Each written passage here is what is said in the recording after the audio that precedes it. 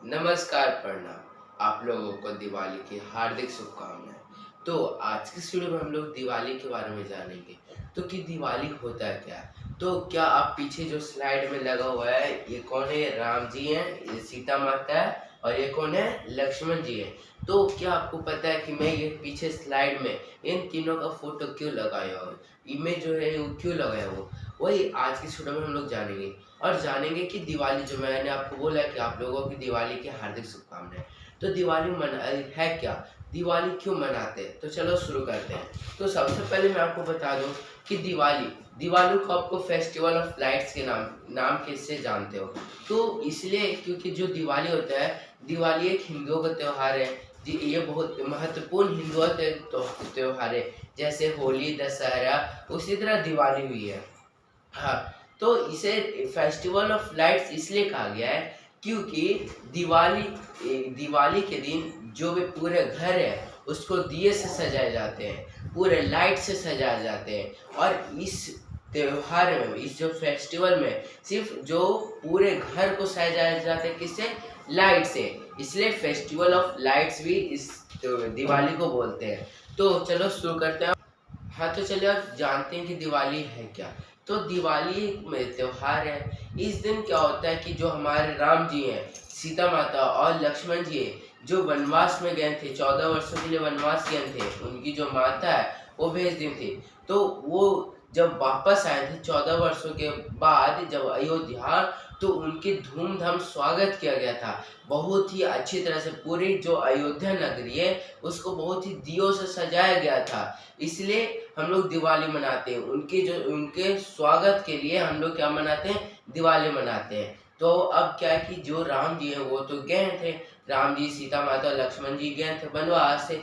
तो क्या कि वनवास में जाके क्या क्या हुआ था? तो क्या हुआ था कि आपको ये पता ही होगा कि राम जी ने रावण का वध किया था। तो रावण का वध कब किया था? जब लौट रहे थे तब किए थे कि जब गए थे जैसे ही वध किए थे? तो नहीं, वो जब जब लौट रहे थे तो क्या हुआ था कि जो रावण है वो सीता माता का अपहरण करे, मतलब हरण कर लेते हैं और अपने साथ क्या लंका लेके चले जाते हैं। उसके बाद क्या कि जो राम जी हैं वो लक्ष्मण जी और राम जी बहुत ही खोजते हैं सीता माता को, पर वो मिलते नहीं है। उसके बाद फिर एक शख्स से उनको मुलाकात होती है। वो कौन है? हनुमान। तो हनुमान, आपको तो पता ही होगा हनुमान जी कौन थे। तो हनुमान जी, हाँ, तो हनुमान जी इस इमेज में आप देख सकते हो, इस स्लाइड में जो यहाँ पे है उनका फोटो थोड़ा कम आया है। यहाँ पे देख सकते हैं, ये हनुमान जी है, जिनको क्या कि वानर भी बोला जाता है। बहुत ही प्यार से में वानर ये भी बोला जाता है। वानर की ये सेना थे। तो क्या कि ये क्या किए थे कि जब उनको पता चला राम जी को कि सीता माता अपहरण हो गया है, रावण ने अपहरण कर लिया है, तो इन्होंने क्या किया था, जो अभी जो श्रीलंका है वो क्या पहले लंका था, लंका लंका और जो हमारा भारत था वो तो आपको पता ही है कि जहाँ पे राम जी रहते थे।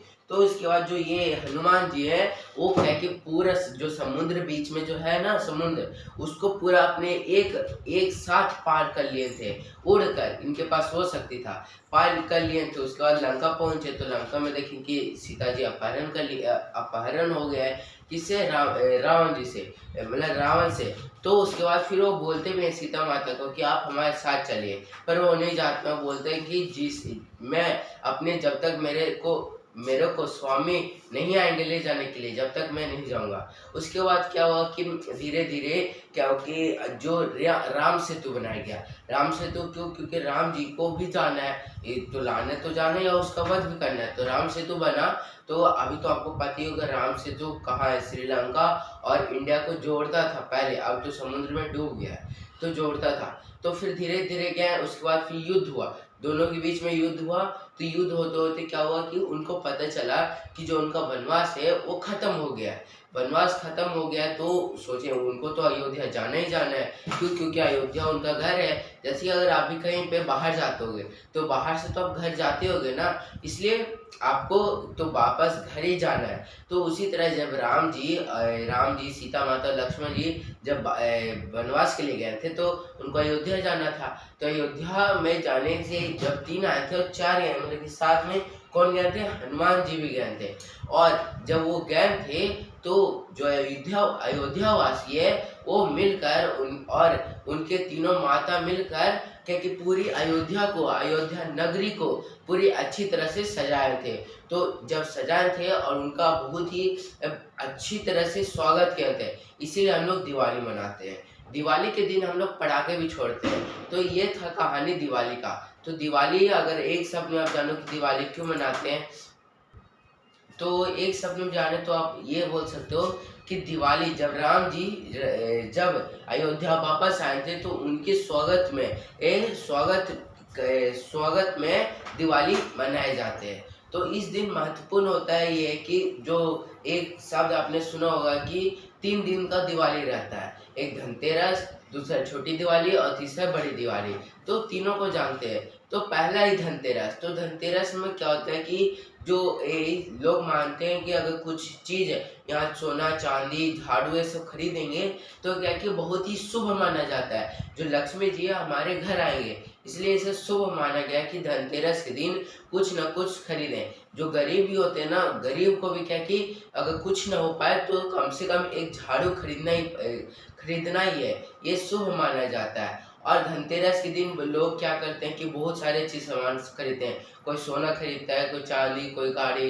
इसलिए इसी दिन खरीदते हैं। क्यों? क्योंकि उनको मतलब कि वो बहुत ही शुभ माना जाता है, बहुत ही अच्छा माना जाता है। अब दूसरे छोटी दिवाली और बड़ी दिवाली को तो पता ही है कि पटाखे छोड़ते हैं। और इस दिन क्या कि जो मूर्ति भी लाया जाता है, जो लक्ष्मी माता का मूर्ति भी लाया जाता है और उन्हें क्या कि पूजा भी जाता है। तो आई होप आपको समझ में आएगा कि दिवाली क्यों मनाते हैं। तो मैं लास्ट में आप लोगों से हैप्पी दिवाली करना चाहता हूँ। आप लोगों को हैप्पी दिवाली, जो हमारे इस चैनल से और दूसरे चैनल से भी जुड़े हैं उन लोगों को हैप्पी दिवाली। Bye bye.